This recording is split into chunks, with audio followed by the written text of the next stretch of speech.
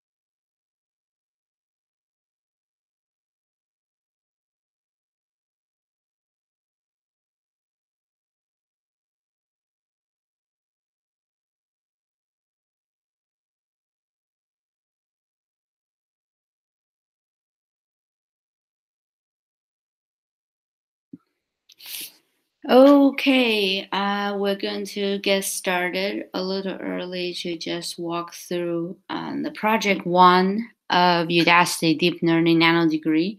And the reason why I'm starting a little early is because I want to kind of show setting it up from scratch and be able to clone the repo and get the project started and walk you through some of the source code.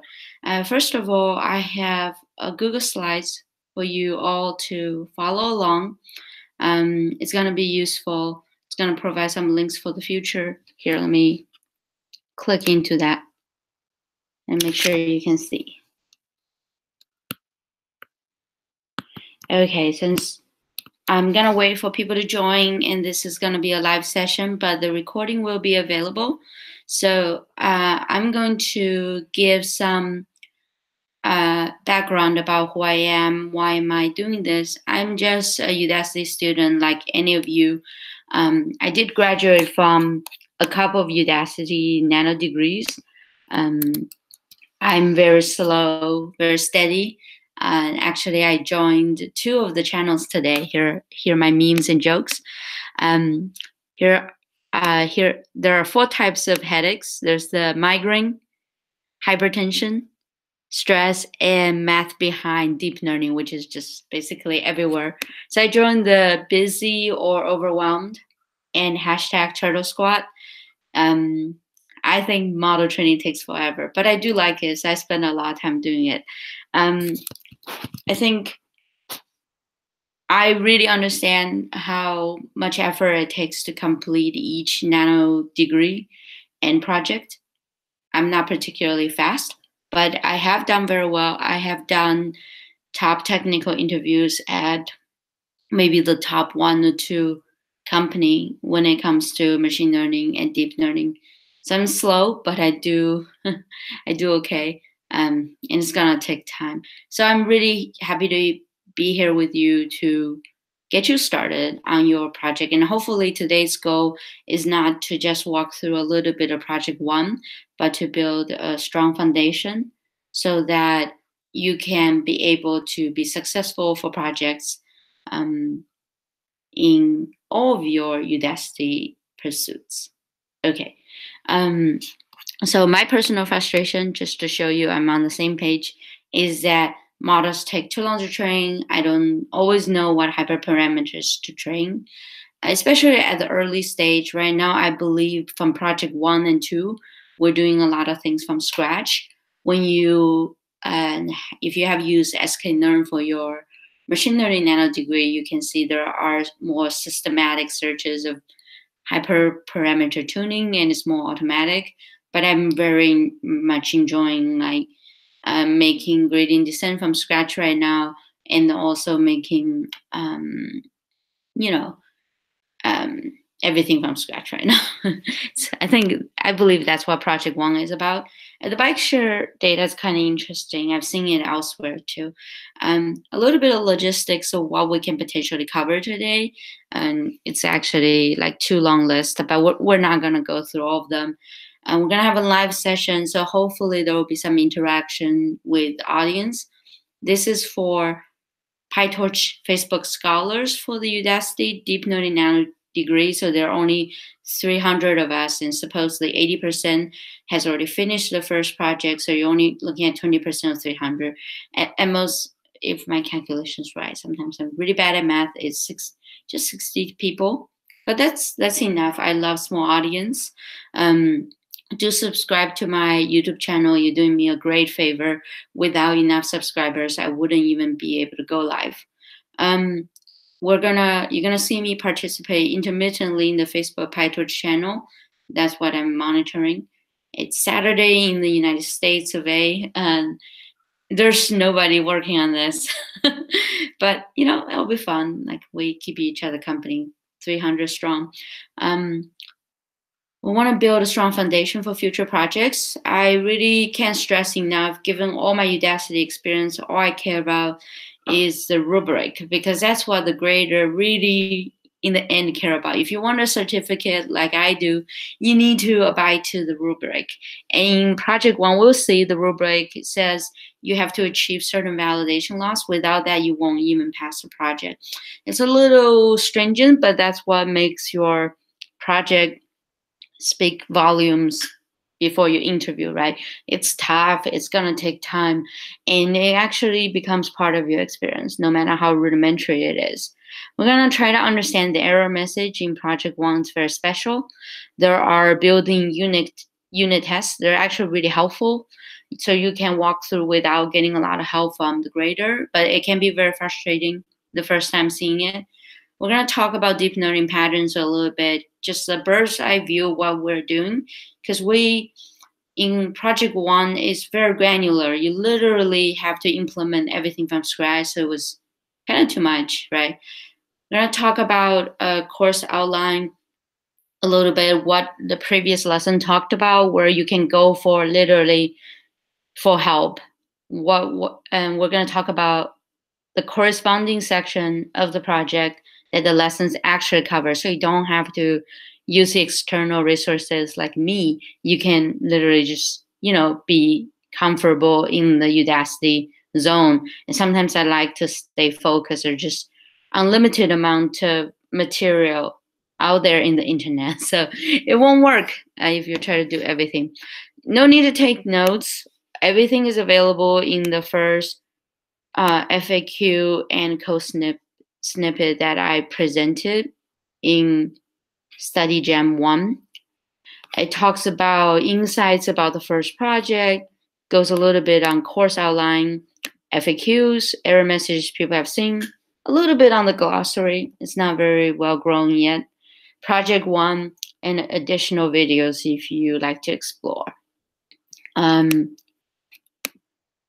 A real quick, like, why do we want to go so deep on project 1? You'd be surprised. I was a little surprised some people actually finished the Nanodegree. It's only been a few weeks.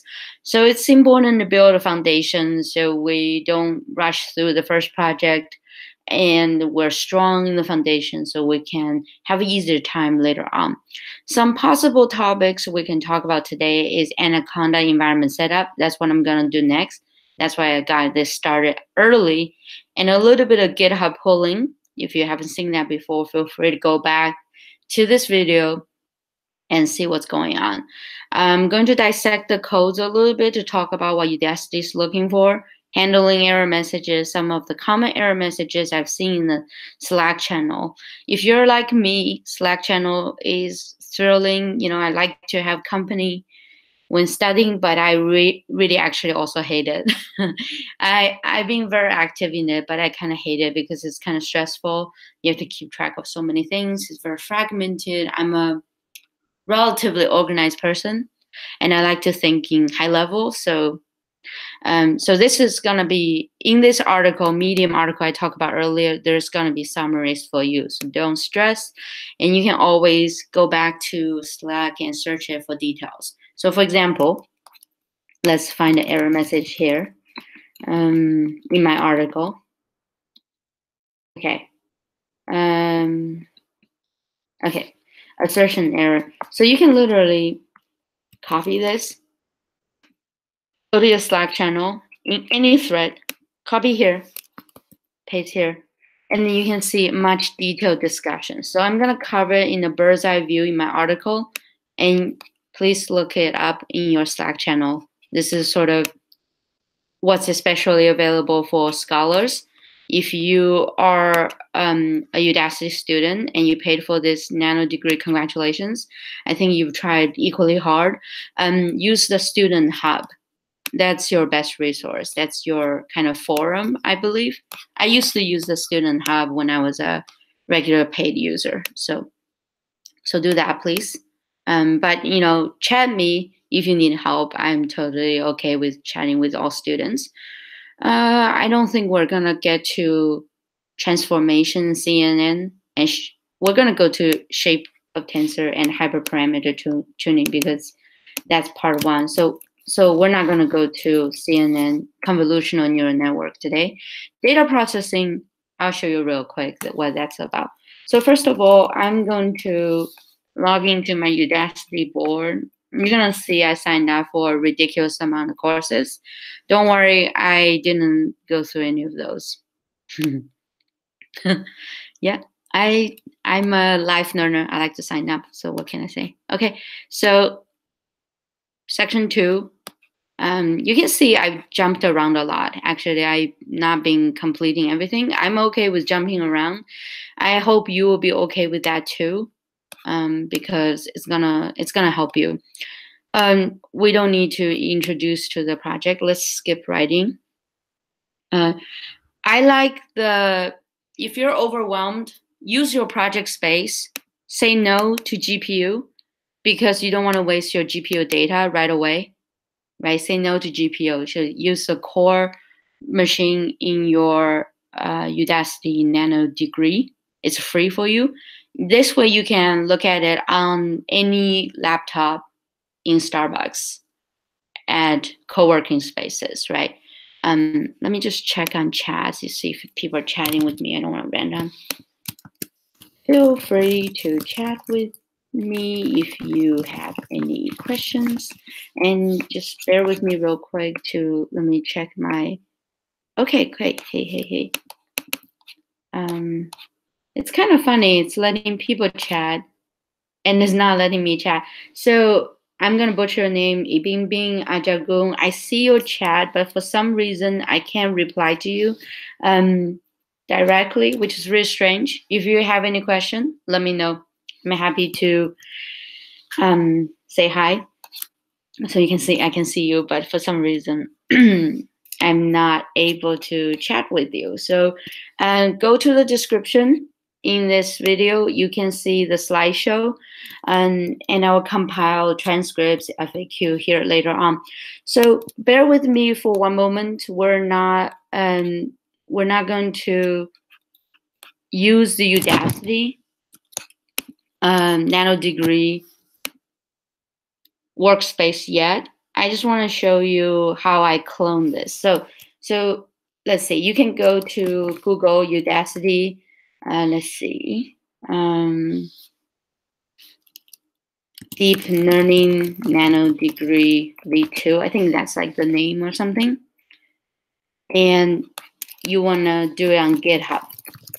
Okay, so you can do this within the project. I don't want to search for the links. I'm just going to do through Google.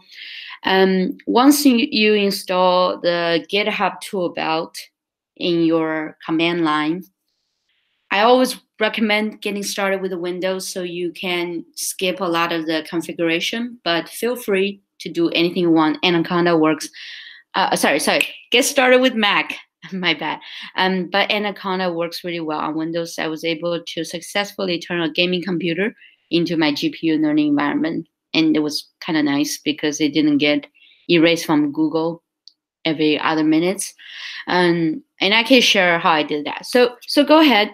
Once you have your GitHub, you kind of know, here you go. Like you can see, go to your terminal in your Mac. You just have to search for it. You know your GitHub is kind of, you know your GitHub is installed if you're typing git status. I'm not going to type that because right now I'm not in a particular directory. It's just going to be really messy. So tilde is your home directory. Change directory tilde/desktop help you go to your desktop in your command line. And now let's click here, clone or download. I'm going to copy this GitHub address. You know it's a repository because its extension ends with .git. Okay, so we're going to git clone. And this will create a folder on your desktop or anywhere you choose. And the reason why I'm doing this is because I want to show you how I did it from scratch, and also I want to not show the solution because of the honor code. I don't want to mess it up for you guys. And also my solution was crappy, so it's not going to be great. Okay, I'm going to switch back to the chat real quick to monitor if there's anything. Hey, you can chat too. Oh, now I can chat. Yes. Thanks. See, learning from my classmates all the time. Thank you so much. And let me copy these things. Okay, lots of links. Ooh. Okay. See what kind of crap I've been watching. Okay, so okay. And then here are some links. So thank you. Medio is back. Medio is back. Thank you. So real quick, go back to our lecture slides. In resources and links, I did an Anaconda environment setup. We're gonna need that real quick. You're gonna go to Anaconda and download this fairly big package. And if you haven't already, it's gonna take quite a few gigabytes. You wanna make space for it. If you mess up, you can always remove it forcefully, but only do this if you know what you're doing. What's really nice is that you can use conda list to list the amount of environments you've installed. So this way you don't constantly create, oh, this is a lot. Anyway, don't worry about it. So let's first figure out our directory. So I use ls, that's list all the files. Change directory into the deep learning, tab to autocomplete, ls again. So this has all your great Udacity project, and even if you're not participating in the Nanodegree, this is incredible amount of resource. It's absolutely amazing. I think it's just called bike something. Nope. Let's see. Kind of forgot where is the bike share. I will show you a trick if I forget where's the bike share thing. There's a really fast trick. So again, I go to Udacity, Google to search this, and I'll say bike share. Okay, so it's in, let's see, people have done a lot of these, right? This one, they did it separately, so that's not gonna help.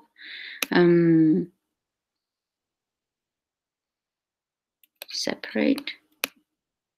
Oh, I swear it's not a separate D. I swear it's not a separate one, but let's double check. Okay. Oh yeah, project bike sharing. There you go. City project dash.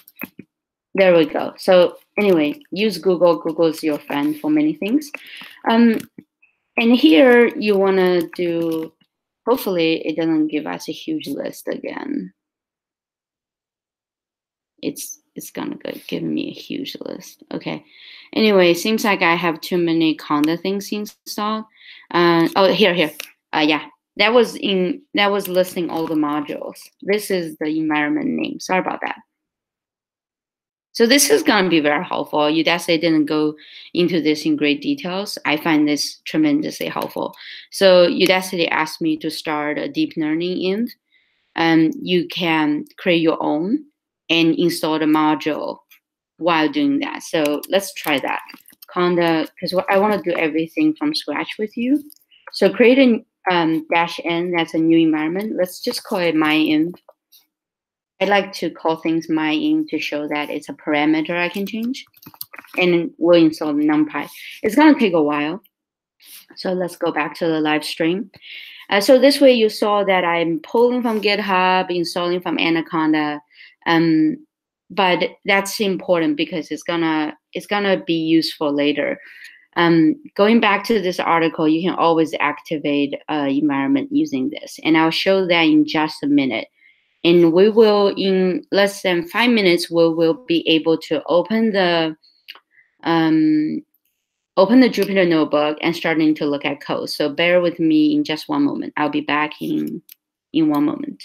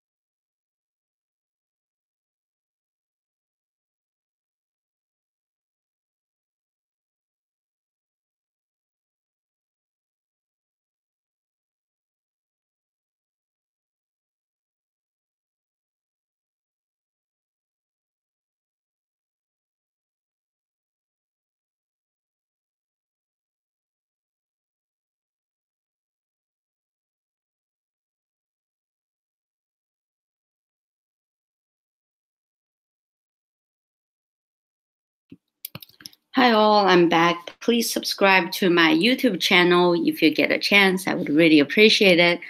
Okay, so let's see how well is our Anaconda doing. So it's gonna install a bunch of libraries.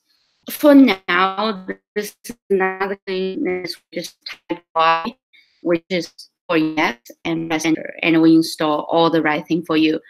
This is especially useful for Windows users, so you don't spend a lot of time configuring.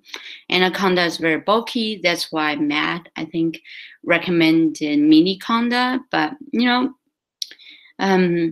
it's gonna save you a lot of time. Just do the silly, quote unquote, silly way. But Anaconda is very commonly used in research, so you'll be doing quite well. I'm wondering if my Anaconda thing is shared. It's not. Okay, so my bad. Let me change it. I'm gonna share my entire screen. Oops. Okay, so sorry about that. Here's what I did. I'm sorry you didn't see most of that. I'll show you what I did. So several things here. You can press the upward key in your command line to see everything you've done. So I have git cloned the Udacity Git repository for all deep learning. And then I cd into my desktop, that's where I downloaded the folder. And then I list all the folders. I checked where's the bike sharing directory. I cd into that, list more, and I enter a command called conda list. But that ended up being very messy. That lists all the conda libraries I installed, which is really, really long. What I really wanted was conda env list, which lists all the existing environments. I'll show you again.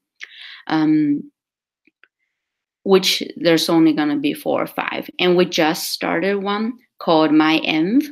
And as I said, my personal best practice is to put a my prefix in front of my personal parameters that I can change. So I remember in the future that's a parameter I can change.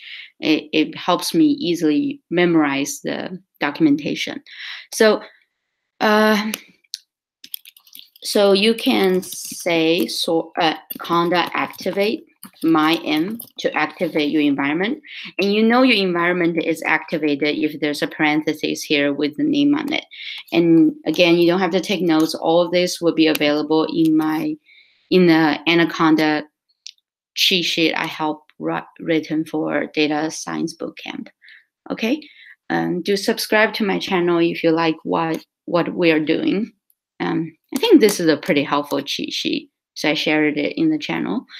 Okay, so let's dive into the code right away. So I'm gonna type in Jupyter Notebook, and this starts a Jupyter Notebook for the entire subdirectory you're in. Okay, so all of it, and predicting bike share data. So we're gonna click into it, and sometimes if you haven't installed Jupyter Notebook, is gonna say it doesn't recognize the command. You just have to say conda install.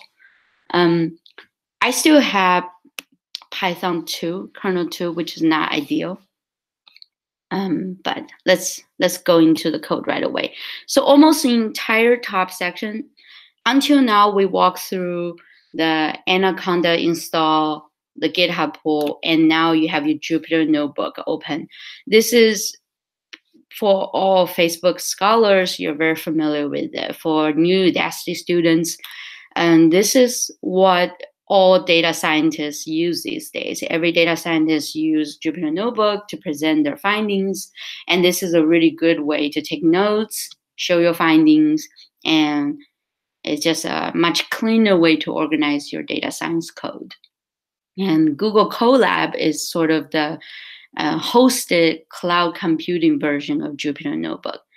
In this particular project, the entire first few sections are what's called data preprocessing, which is basically prepping and massaging the data so your machine learning model can consume it. Usually that means transforming it, turn it to numeric, right? Like computers can't just read anything you give it to it. What if you give it Japanese? What if you give it English? It can't understand. Eventually, at some point, you have to transform what you provided into tensors or matrices and numbers, so your computer knows how to consume that. Let me go back to the channel and just check, make sure there's no outstanding questions. 5 people watching. Yeah, thanks. I'll take anything. Okay, cool. Just want to make sure. Just want to check. Yeah. Okay, you guys can see everything. So it's as easy as hitting Shift and Enter, which is very fast way to run your cells in Jupyter Notebook. That didn't run because I didn't set a kernel, I think. So let me do that again. See, the kernel is gray because earlier I was hesitating to set the kernel. Here your Jupyter Notebook is running. You just have to press Control-C or Command-C to force quit it if you have no change to save. If you have change, do save it first. And so this way I'm going to do the same thing again. Open up my Jupyter Notebook, and this time let's set a kernel. Not ideal, Python 2. And that's why sometimes it's nice to use remote stuff. Okay, so this asterisk sign means it's running. It's taking a while to run, but it did it. So these are kind of like the prerequisite softwares you need, right?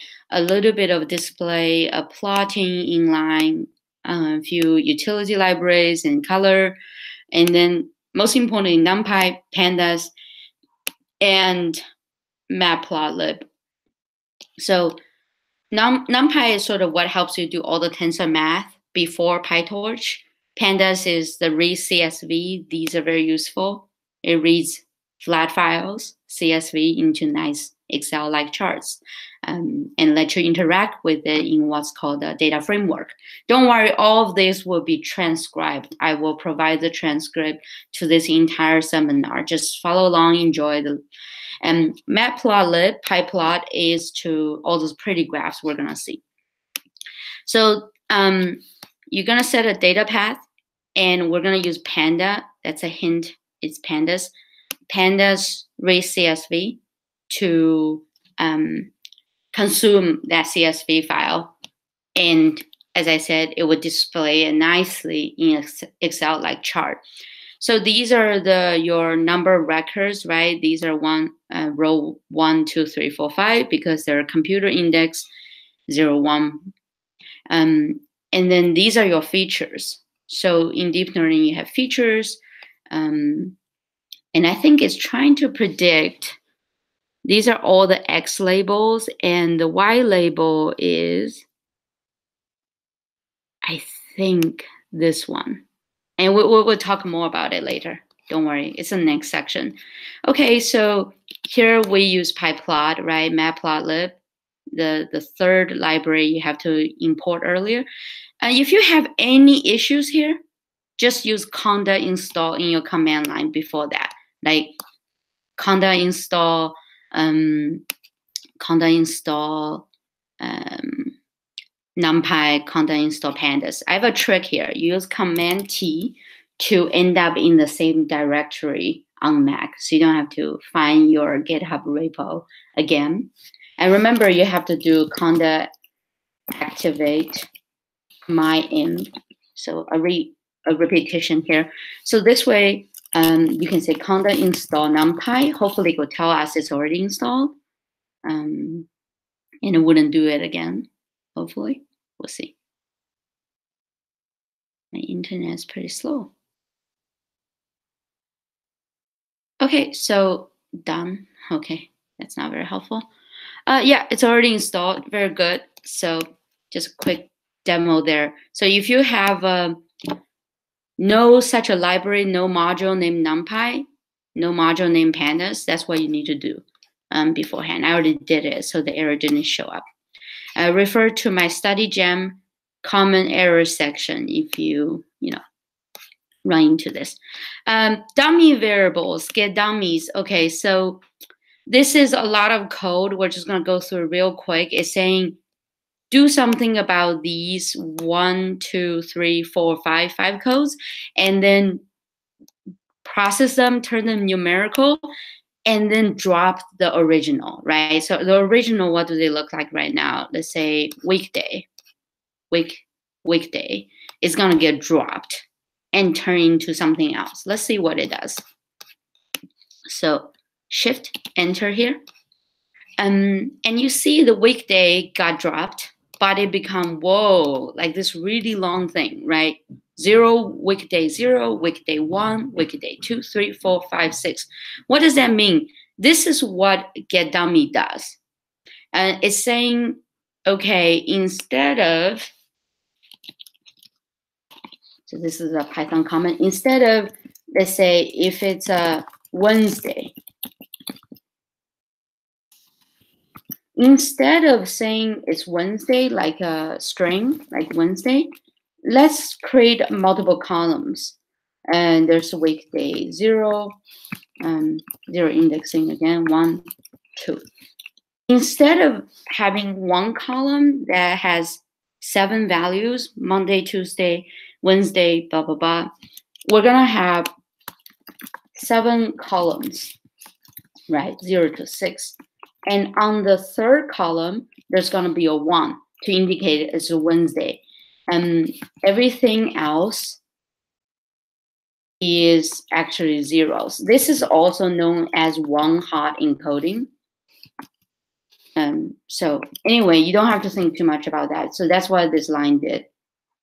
In Jupyter Notebook, if you don't, what do you say? If you, it only evaluates and displays the last line. So I deleted my comment. Okay, so far so good. Let me just check if anyone has any questions. 5 people watching still. Thanks so much. But yeah, all of this will be available. You know, feel free to ask any questions live. Okay, so this is also very similar, still data preprocessing. Let's just skip over this real quick. Got some error, it's okay, I think, yeah.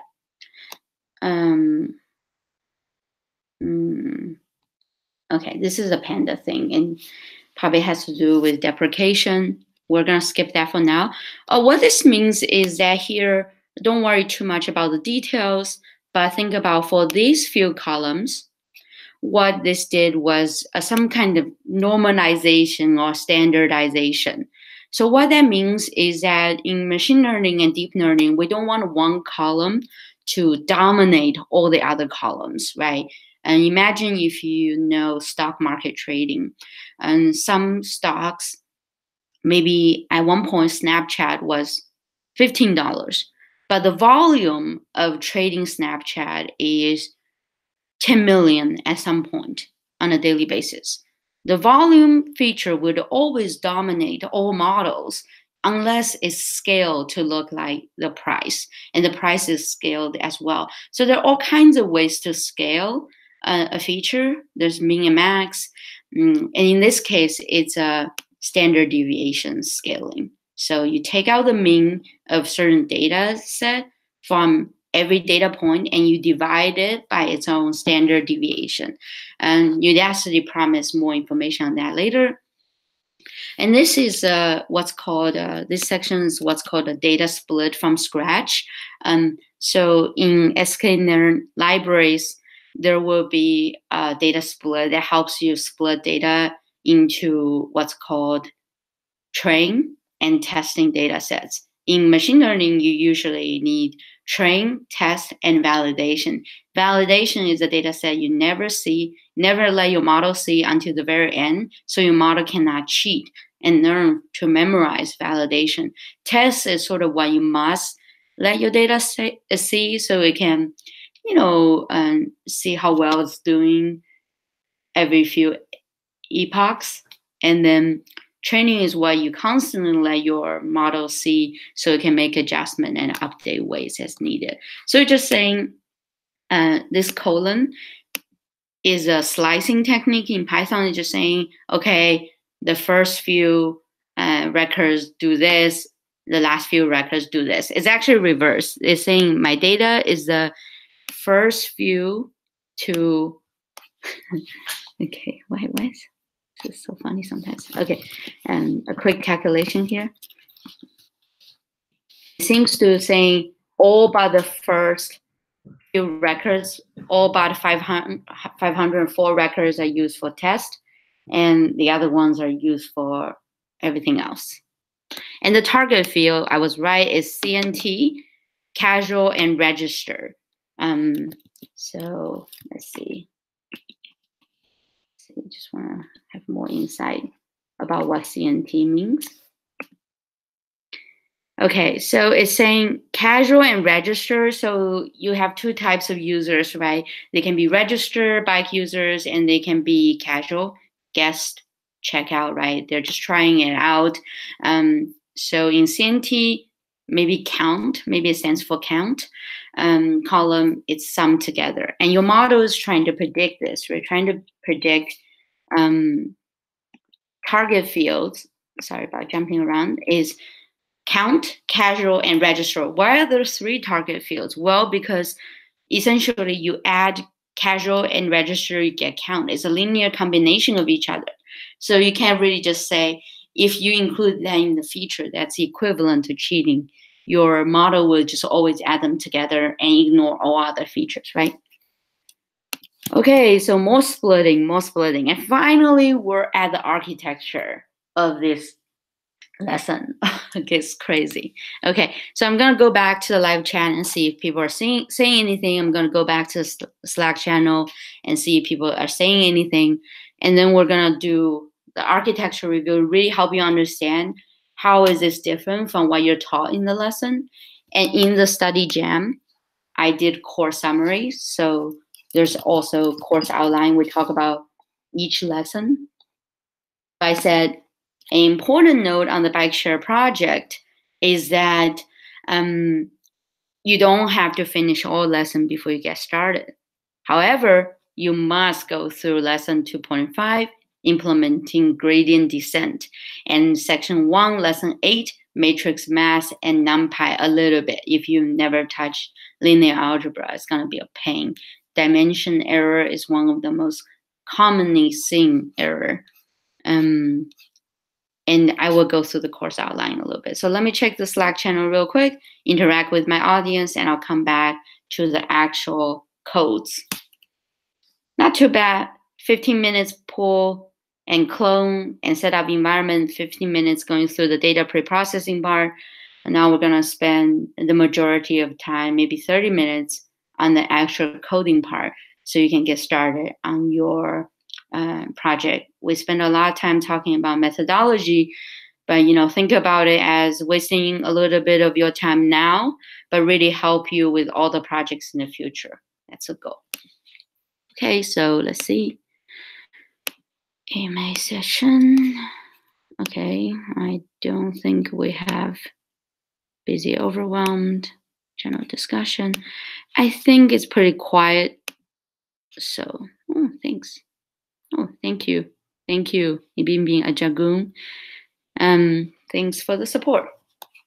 Okay, gonna take 30 seconds rest and I'm gonna dive into the architecture. And this is gonna be the most helpful for all the audience.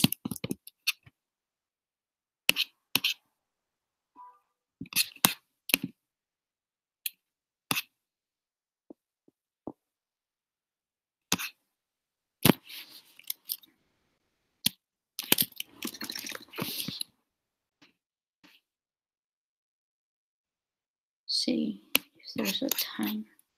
I wish it would tell me the time.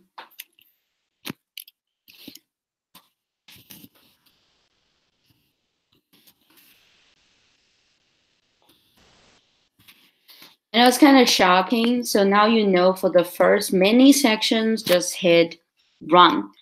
And hopefully, you can finish the project first, go back and review those codes later. So you can finish the project. I think that's important too. Of course, we all love learning every single bit, but this field, deep learning, if you're like me coming back from a interdisciplinary field like economics, you really quickly realize deep learning is really deep. You can't learn everything. You have to choose your fight. So like all neural networks, you have an input layer, hidden layer, and output layer.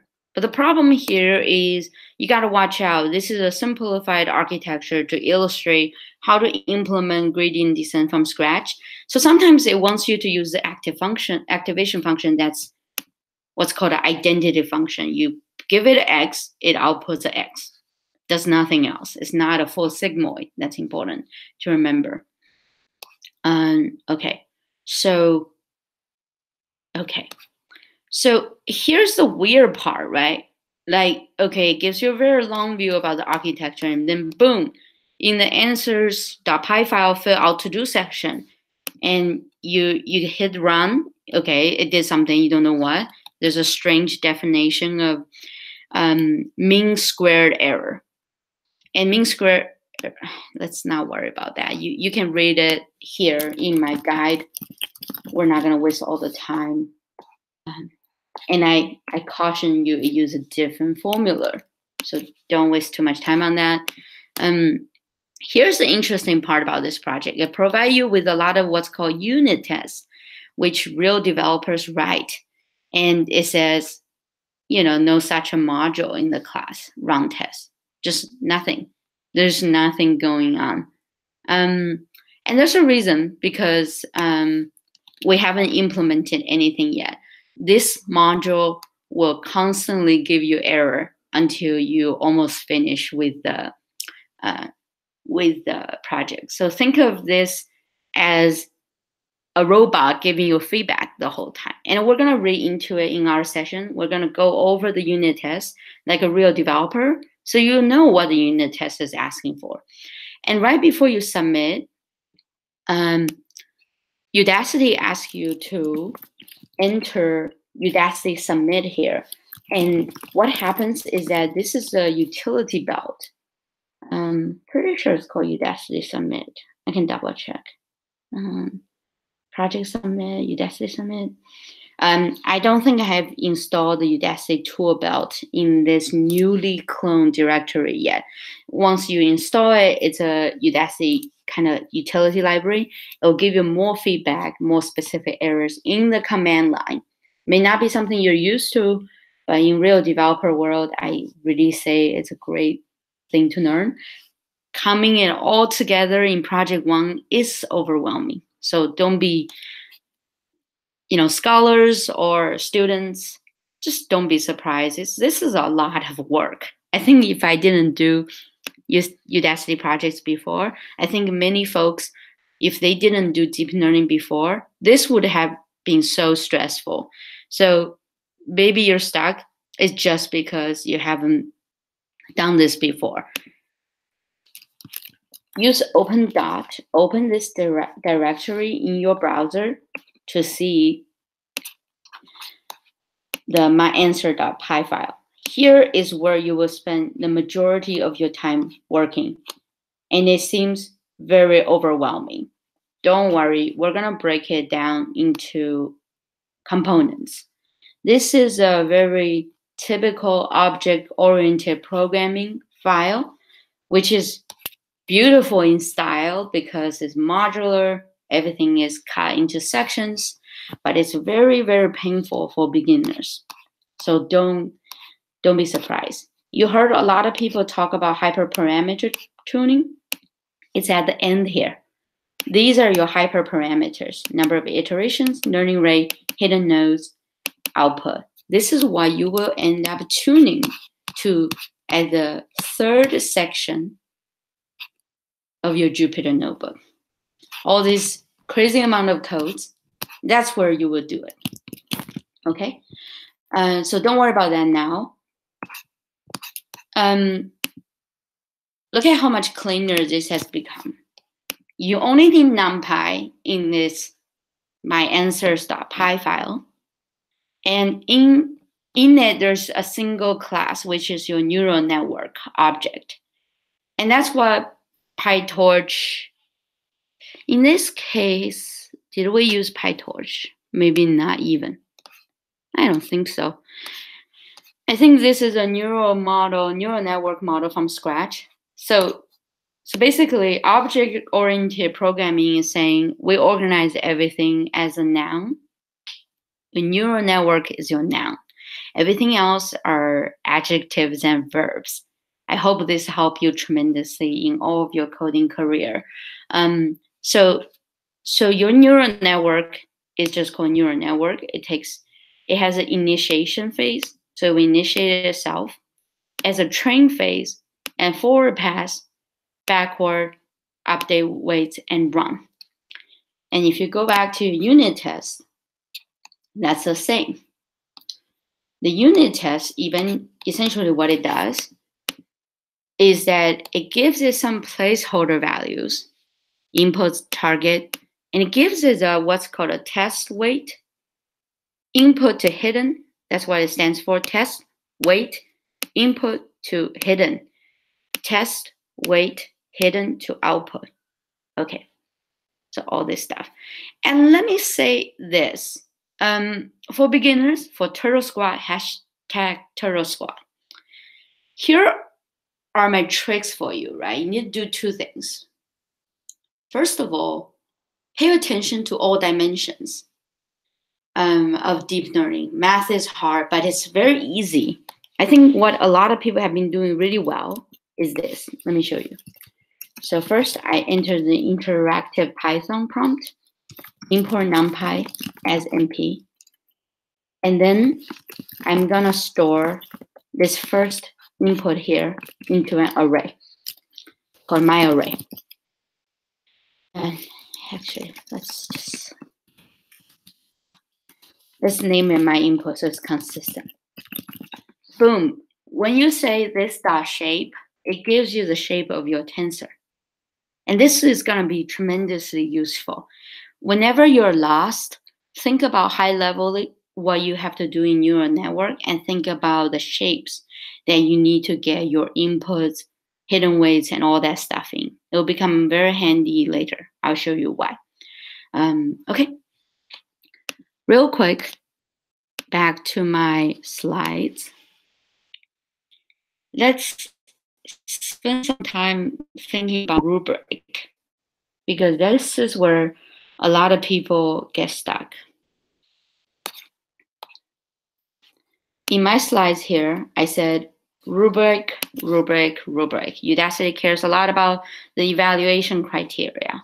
So let's go back to our Slack channel and search rubric for project 1.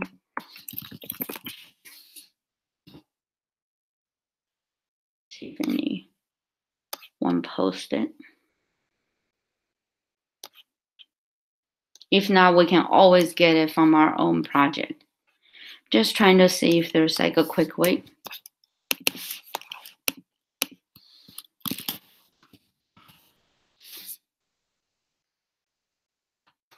Okay, oh well.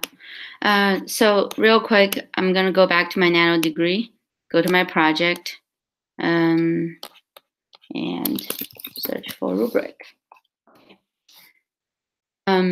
This is gonna be very useful. It's just gonna say all your codes have to pass. You have to implement the sigmoid activation function. If you are just getting started with this project, this is what we can do together today, right away. And I will show you what that means. Okay, we should do this right away so you can get one section done in your project 1, so you feel better. Forward pass, forward run. Think about what's the difference. We'll talk about that in just a second. Batch weight change, updating weight, this is the hardest thing. These are the hyperparameter tuning, and you have to get it to training loss below certain things, okay? Read the rubric I will provide here. Important. In the resource list. Hey, sorry, this is so boring. Yeah, projects are boring sometimes. Yeah, but hopefully this can put the big picture for you together. Okay, so what the unit test is really trying to do, let's look at that real quick, right? Is it's trying to give you some test data, and it's gonna run a few tests. It's gonna make sure you loaded the data successfully, see here. This line is saying, make sure she loaded the data successfully. Make sure it's a pandas data frame. Initiate the neural network with the following parameters. Where is this coming from, right? And to make sure this person implemented the sigmoid activation function perfectly. It gives you a hint how to write it. If you know how to read the unit test, it gives you a hint of everything, right? And then it will proceed to test your training. That's the hard part. That's where the majority of your weights needs to be calculated, and you need to update. You need to update the weights and make sure the dimension match. And in our study guide, Study Jam 1 guide, dimension mismatch is one of the main errors you will see in Project 1. And I go into details about that. So feel free to read that. And transcript of this training will be available. Please subscribe to my YouTube channel, though. I would really appreciate it. Test run. So ask yourself real quick, what's the difference between train and run? What does it mean by train and run? Another way to say train is to say, okay, feed my neural network data, update the weights based on the error function, whatever that is. Run, though, is another name for it is inference. What do you think that means? I'm going to wait for 5 seconds.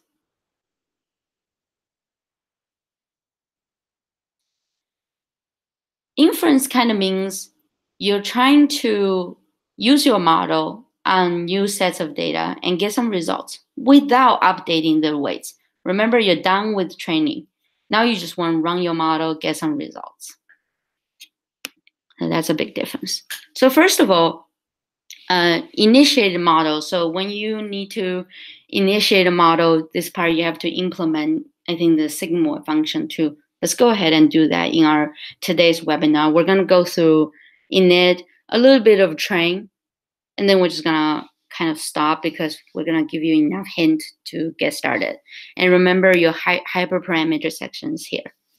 So when you initiate, and this is always saying just like, okay, when you initiate myself as a class, set these variables into whatever arguments you give to me. So these are my class variables.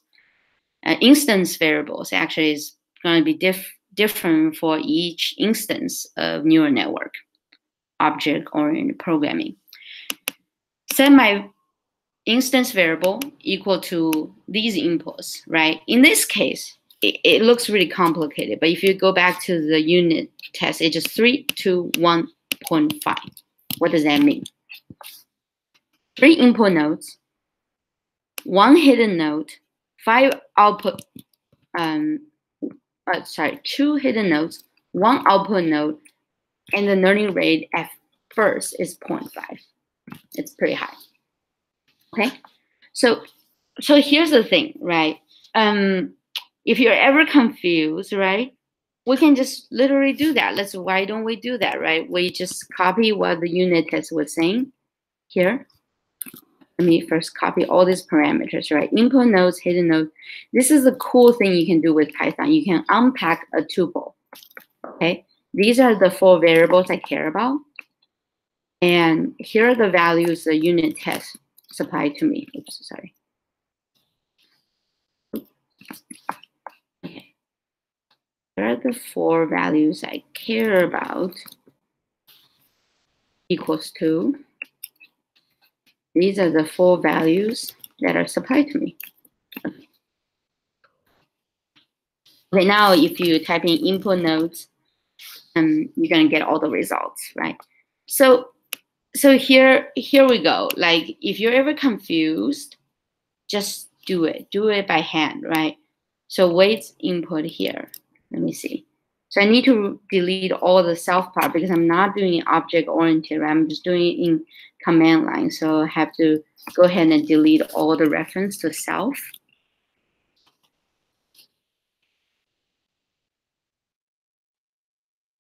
And you can see it's not gonna fly very well here. So I'm just gonna not worry about it. I'm gonna take it out here, somewhere safe. delete all the extra, delete all the strange indentation, and then delete, oops. Okay, so now this is gonna, because I've actually stored the input nodes, hidden nodes in the earlier section, right here, right? I can now unpack this and check it out. So this is using a NumPy random normal distribution. So say draw data from this distribution. Choice of random normal is helpful. I explained that in my article. It's just a better way to initialize your weights than just pure randomness. And here, remember the trick earlier is to you can always check the shape of this. So 3, 2, given all the parameters as implemented, that's given to your model, your weights inputs to hidden should be the shape 3, 2. It's gonna become very useful later when you start to dot product things. So initiate your weights input to hidden using a random normal distribution of the shape 3, 2. And then hidden to output. What do you think this dimension is? Knowing that it's 3, 2, 1, 0.5. You can think about it. And then you can always, if you're not a visual person, not a, abstract person, if you're a visual person, you can test it out. Okay, 2, 1. Real quick, remember the architecture here is different from what you've seen before. There are 3 input nodes. It's not even this picture, actually. There are 3 input nodes, 2 hidden, and 1 output. So it's not really like this. The picture is kind of deceiving. That's what tricked a lot of people. Okay, so it's just doing a lot of initiation work. And then it's saying initialize this weight, initialize this weight, initialize the learning rate, just based on what data was given, okay? And you kind of see what it did. And here it asks you to replace 0 with your own implementation of sigmoid calculation. So do you remember what Udacity said sigmoid needs to be implemented? You can get a hint in the unit test, right? It's 1 over 1 plus the exponent of -0.5. Not necessarily. It depends. It depends on what. Actually, it is. It depends on what x is. In this case, x is 0.5. Sorry, it's a little confusing. Okay, so you can always Google the sigmoid formula. So it's basically trying to ask you to implement. I always find, this is a little confusing. Okay, so you're literally trying to implement this first part, right? You're trying to say it is 1 divided by 1 plus NumPy exponent. That's a way to say e to the negative x. Udacity is trying to teach you something cool here, which is the lambda function. Lambda function is just a way to quickly start a function rather than having to, dev function, activation function, x, blah, blah, blah, return. It's pretty much trying to do that. Okay, let's see. I'm not going to double check my work right now because I want to show you how useful the unit test is. So now, ideally, we go back to our notebook. I like to just import my neural network again. From answers, import neural network. So now all Python modules are written like your answers file, the one you were just working on. It has a class module in it, and we can just import the class using this convention. Kind of cool. Trying to teach you a lot. Just way too overwhelming for the first project. Personally, that's what I think.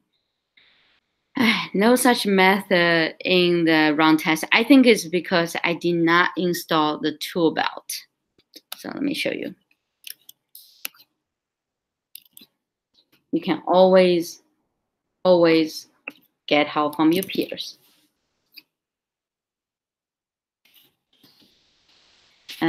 What you do here, it doesn't say anything, but now you know. You just have to install this, which is called Project Assistant.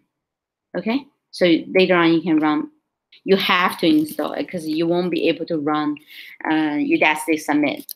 So make sure I'm still working in my environment and my project directory. You can actually back off and install it in your entire directory. I like to install it where it's relevant, because I'm going to use it for all my projects. Okay, wonderful. So now I kind of expect this to run. Nope. Maybe it's because I didn't install unit test. Oh no, it worked. Okay, so there's another error here. Test loader, test runner suite. No such a method. Kind of strange though.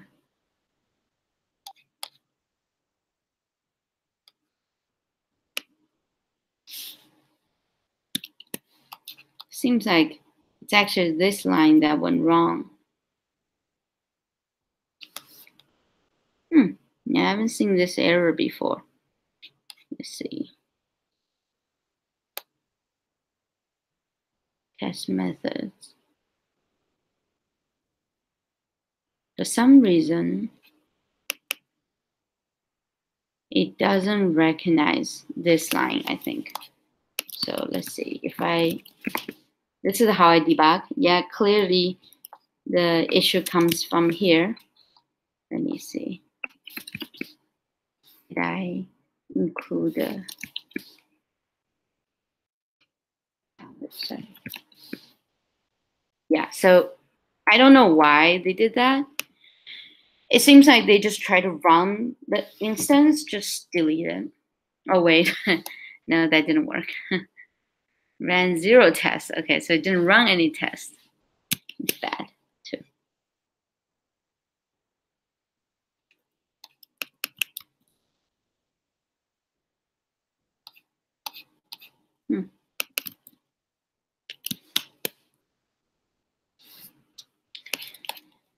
All right, so a real learning moment here, right? I usually copy the error with the library and I go to Stack Overflow and see what's wrong.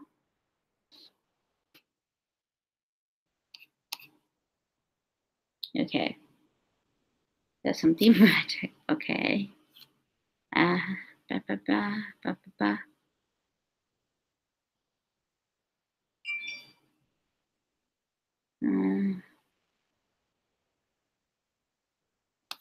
Huh. That's interesting. I don't know what's wrong with this part actually. I might have copied an older, from what I can guess, is I copied it from an older repository. For some reason, this part is not working.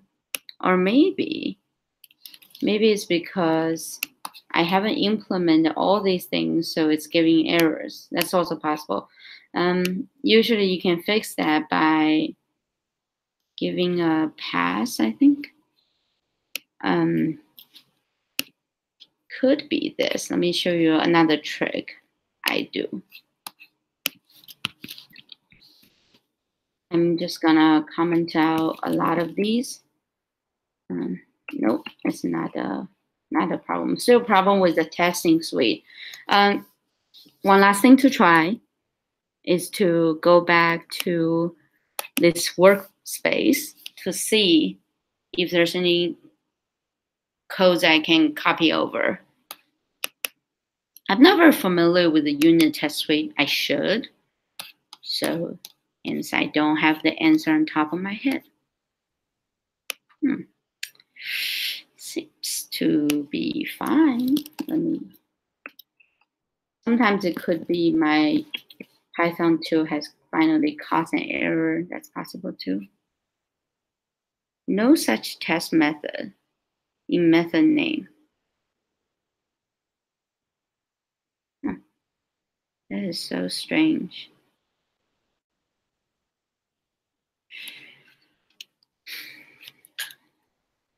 Give me one moment. I don't want to keep sighing on the thing. I'm gonna mute myself temporarily, and I'm gonna come back and explain what I did.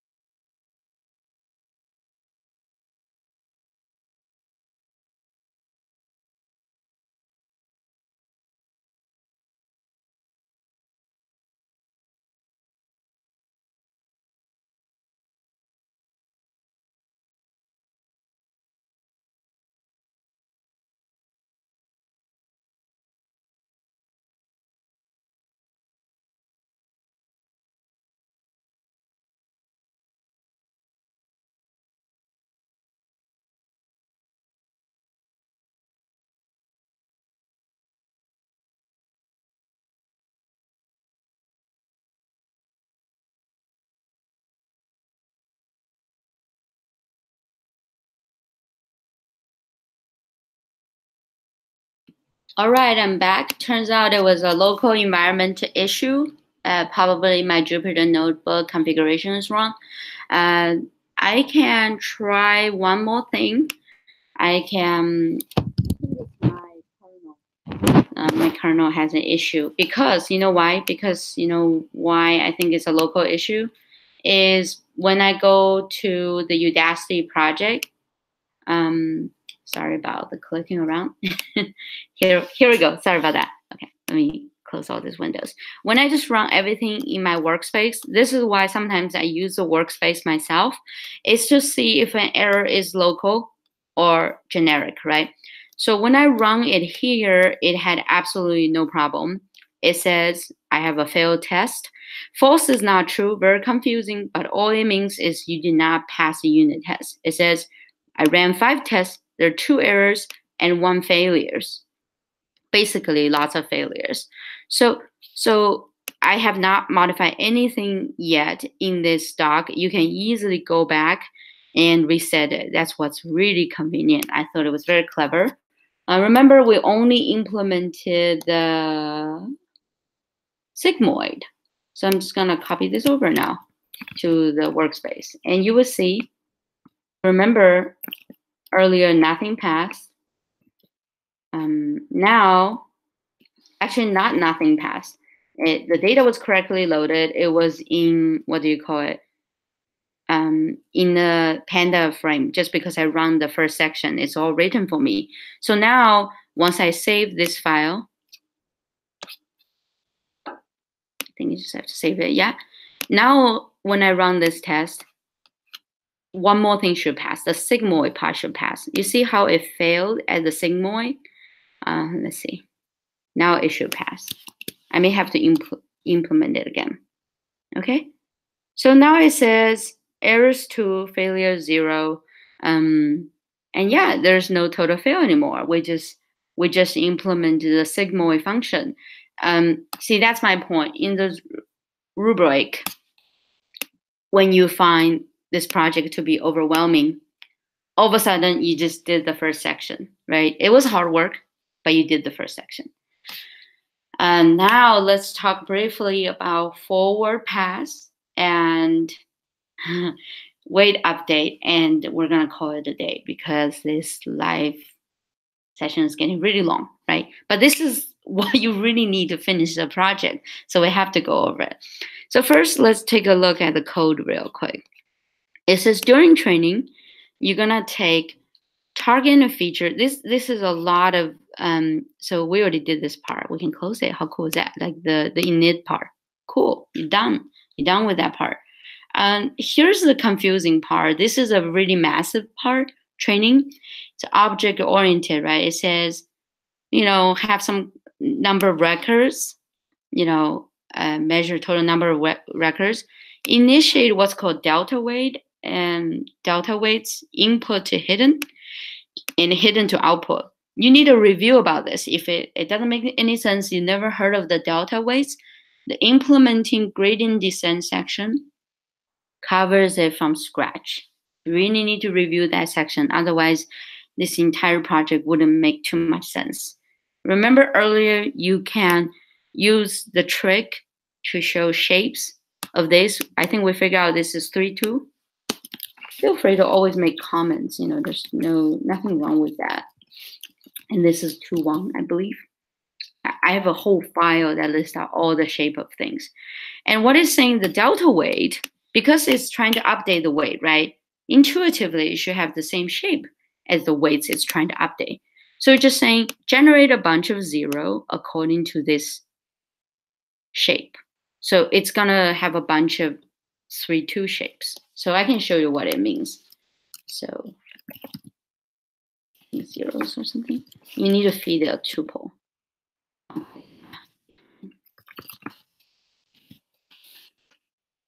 sorry, I just typed too fast.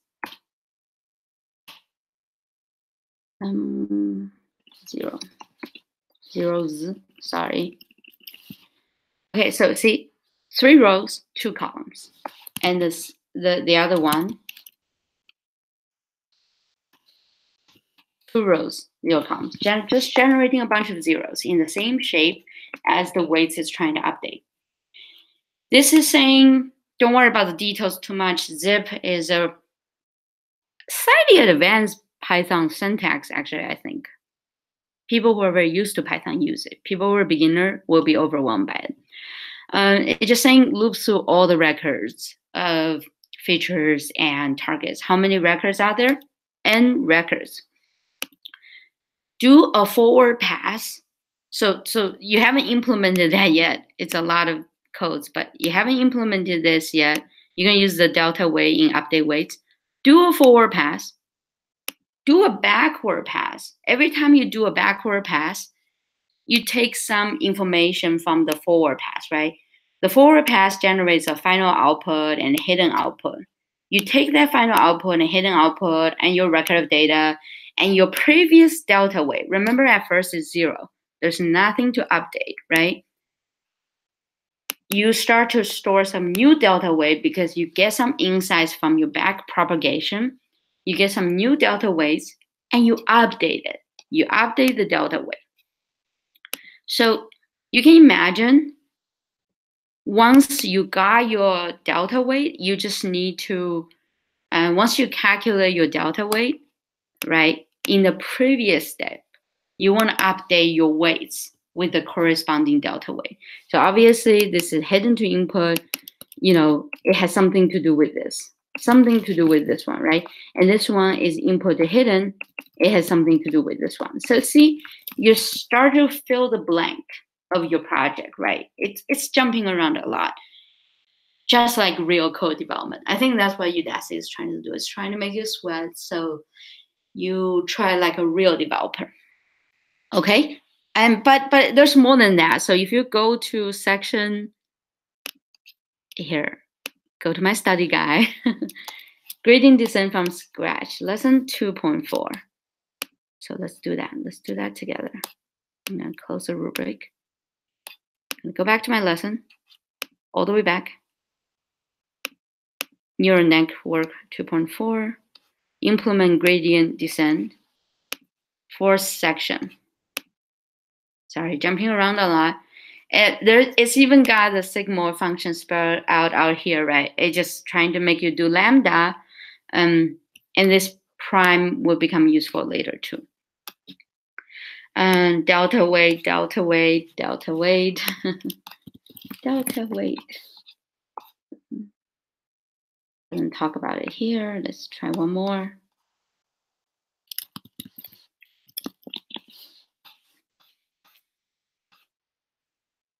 See, here is the delta weight you're looking for. If you have never really encountered what delta delta weight is. You see how zip is being used here. So basically the project is a more advanced and modified version of this lesson 2.45678. You should just do all of these and explain the mean square error function, which we talked about earlier that we skipped over. So you can see when you update the weights here, you need a few things here. You need what's called an error term, output and error generates the error term, and the error term with the feature generates the delta weight. And the weights will be updated with some kind of combination of learning rates, delta weight, and end records. It's an average delta weight. So you know here it's gonna eventually, before you even do this, see it take number of records, so you know at some point you should divide your delta weight by number of records. Remember, it just kind of directly copying from the lesson and trying to think exactly as how the lesson has taught us. And you probably have to calculate the error term somewhere. Where? And actually not here. And so remember, let's see if I can show you where the error term is. And it's here in the back propagation. That's where you calculate the error term. Super quick on the formula of error term. Should I do the forward pass first? Well, since we're here, sorry about the confusing step. In the transcript, I'll try to show better alignment. So the error term, oops, I don't want to change anything. So here you see the delta weight. Scroll all the way up. Delta weight equals to learning rate, which is this symbol, with the error term and the feature. So the error term is calculated in the lesson before in 2.4. And error term is an error multiplied by some kind of gradient. Okay? And the delta weight is always a learning rate with the error term and with some kind of feature. So,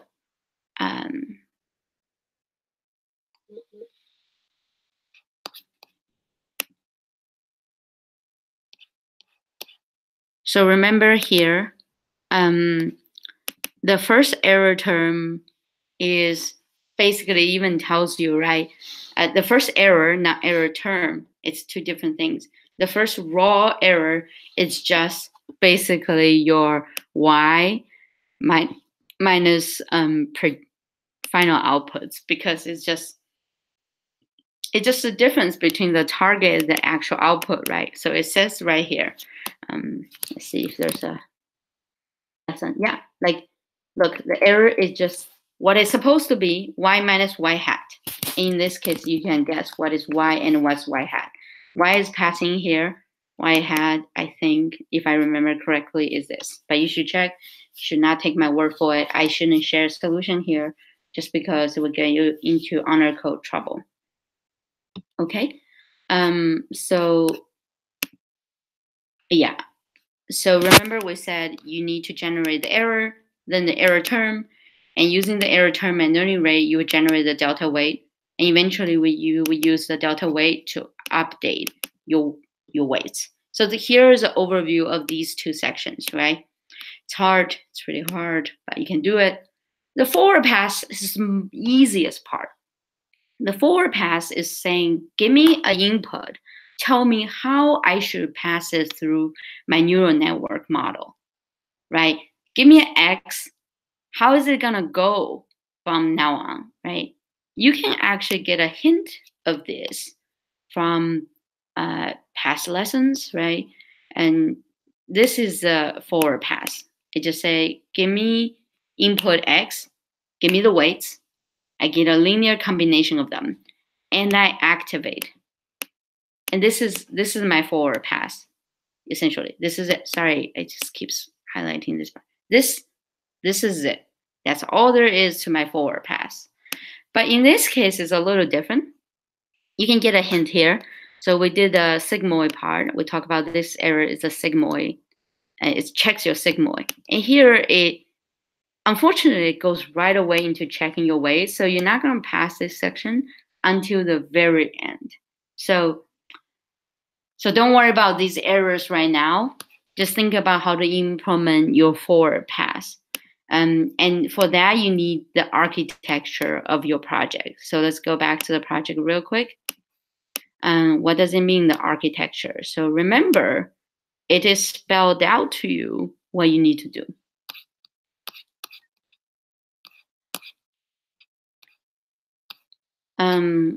So it says you have 3 input nodes. You're going to put it through 2 hidden nodes. And then what you're going to do is you're going to apply, at times, a sigmoid function, but at other times, just a simple identity activation. So at one point, your model will not do anything to the input. So at one of the section of your forward propagation, your model will not do anything. And at one part, it will use sigmoid, and that's where it's trying to hint at. So it's pretty confusing, actually. Let's see what's the best way to. Okay, so remember, what you need to do is usually a linear combination of your inputs, right? You're always, no matter what you do, on a very, very high level in deep learning, you're multiplying weights by inputs.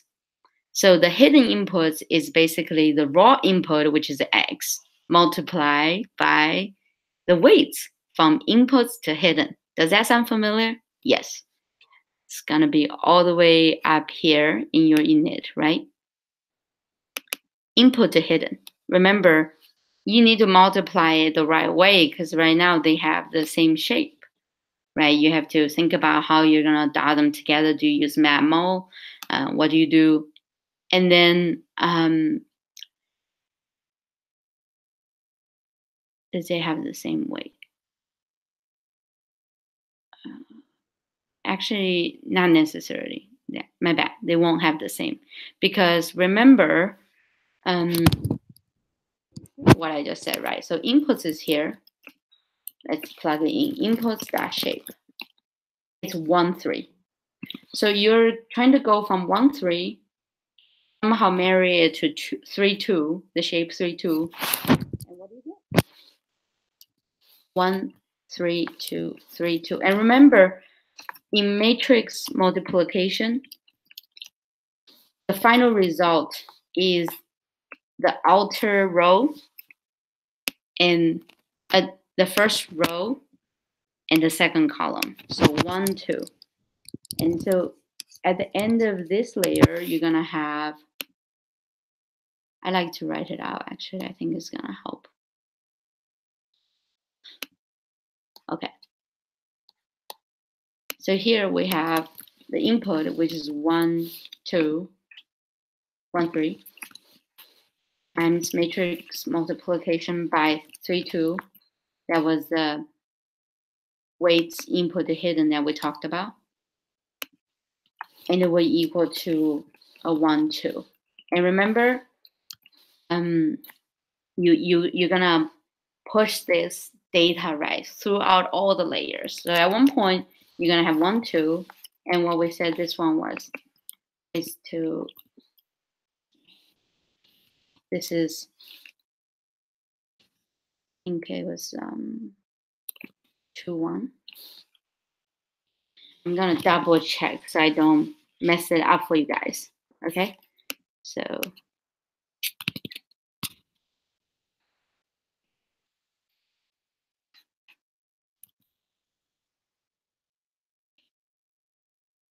I'm gonna just push everything in, and then I'm going to remember what I did before. Is to actually walk through what's it called, step through the data. Delete the self so it doesn't have to be initiated as an instance of an object. Yeah, so I do one more thing, sorry about that. And I have to store all this model initiation here, and then these variables are being initted. Okay. Okay. So I actually don't need the initial part. Okay, and then remember this is how you check the shape of your data. Just by literally using the unit test to your advantage. So this one's 2-1. Okay. Go back to our shape. I like to do the shapes because it guides me of what I need to do. And in the end, you end up with one number, the final output. And remember something about here being, we talk about the identity function. You give it X, it should output X, that kind of thing. It's the final layer. So remember, whatever goes into this final output actually might be just a single number. Is that consistent what you're expecting? Actually, yes, because when you initiate the neural network, the third argument is the output node. And in the unit test, you can see the third argument is only supposed to be one node.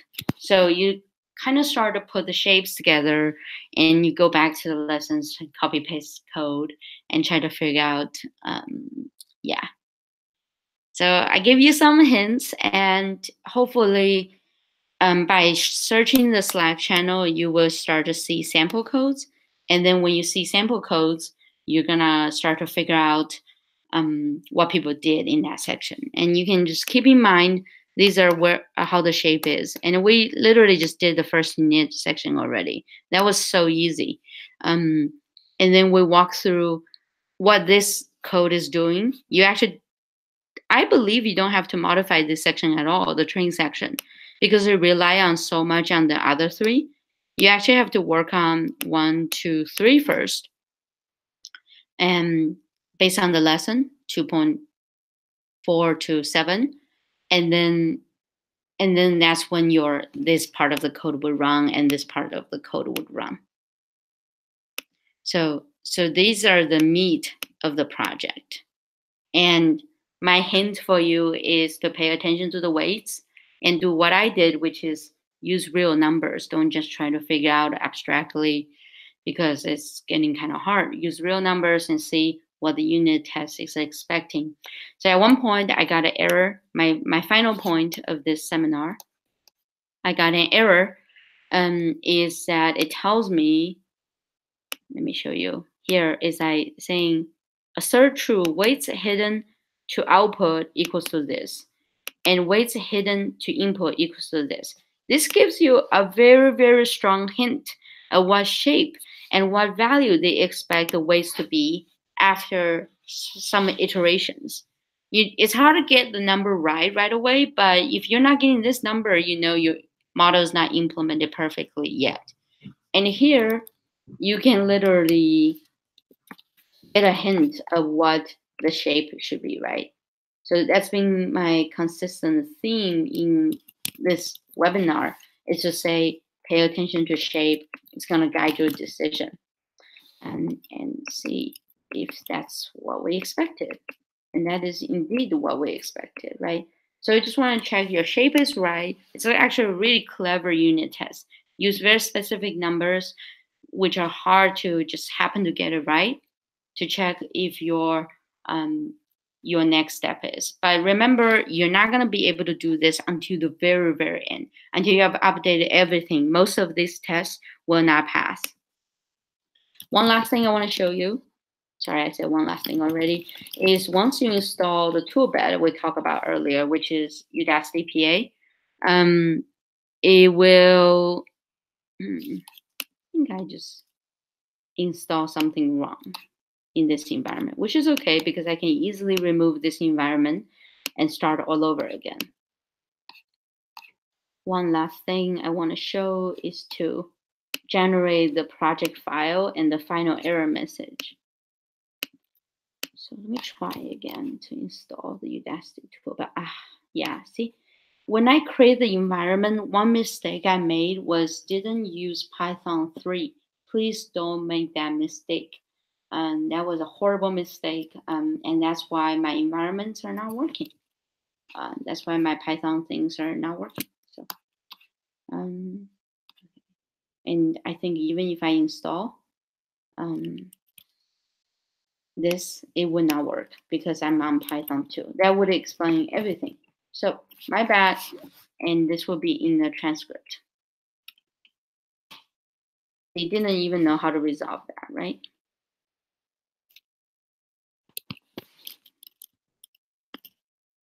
Oh, actually, you know what? It's definitely my bad to not install Python 3, but I think this error is different. Okay, so I think you have to change, just have to change it. So that's cool. And I can just change that. Let me close all the thing. It's kind of strange. There's just so many errors. I mean, I love Udacity, but Udacity can definitely do better to support its students because this is hard. I've done this before and it's still kind of confusing. So this is where you kind of see a lot of students have this error message board at the very end that is all dark and command line looks like this. And this is where they were at. Basically, this tool belt of Udacity gives you information about your final submission or zip up the file for you, give you more feedback on the error message. I'll show you what it means. It's going to give a visual feedback, then it's going to give a JSON feedback where more detailed data will be shown.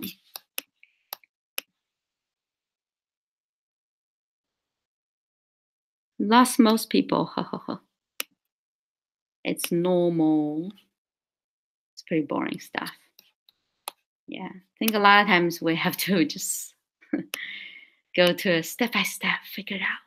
Yeah, I think people probably expect to see solution here. Unfortunately, it's really gonna be painful later. Like I want solutions for lesson 1, but I think I just knew it was gonna be so painful later on for my future projects, so I refrained from it. So cool. Ooh, crazy. Okay, so last but not least, the final error. You see where exactly it's failing, right? Sigma is doing well, not getting results, and all these functions are not being implemented correctly. Oh, thank you, Anna. Anna, thank you for saying this is extremely helpful. There will be a transcript. So a lot of these will hopefully be available for people who are like me. You don't want to watch 2 hours of live session. So don't worry, transcript will be helpful, will be available. Thank you, Anna. I appreciate the support. This is a lot of effort on my side. But this is also very good for me. I highly recommend you doing a webinar, no matter how boring and awful it is, because it really crystallizes a message for you. Okay, so and it says the wrong method is error. So it shows you what you did wrong, right? And this chart you will see a lot. And usually, if you pass everything except the validation, it will show a fail on the line 1, and everything else will be a dot, which means it passed, which is kind of confusing. So it generated a JSON file. See here, you can see more detailed message, which is kind of cool. And it tells you where things failed. And it actually kind of corresponds to the rubric. So if you're wondering what this is standing for, is you can look back at the rubric and see the validation errors and stuff. So more reasonable, kind of similar though, actually. So that concludes my webinar for today. And just so you know that you can see a lot of these sample codes in my article, and it's available in the Google slideshow. Well, thank you everyone for your support. Sorry it's so boring, but it's a very tough project, and it took a while for me. I expect all other projects to be easier, and I've already looked at lesson 2, project 2. It is I can tell you now it's easier. I've also looked at people who are in the really fast squad, like the opposite of the turtle squad. They said projects get really easier after project 2. So project 1 and 2 are more granular, and project 2 you can already see is much more higher level. So thank you for joining me today. I appreciate it very much, and thank you all for the support. Any comments is appreciated. If you really want to help me out personally, please do subscribe to my channel. I do way shorter tutorials. I actually do one of the best softmax function tutorials and Manhattan distance versus Euclidean distance and dot product tutorials on the internet. Google has proven to me. So thank you. Have a good day. And sorry to bore your Saturday.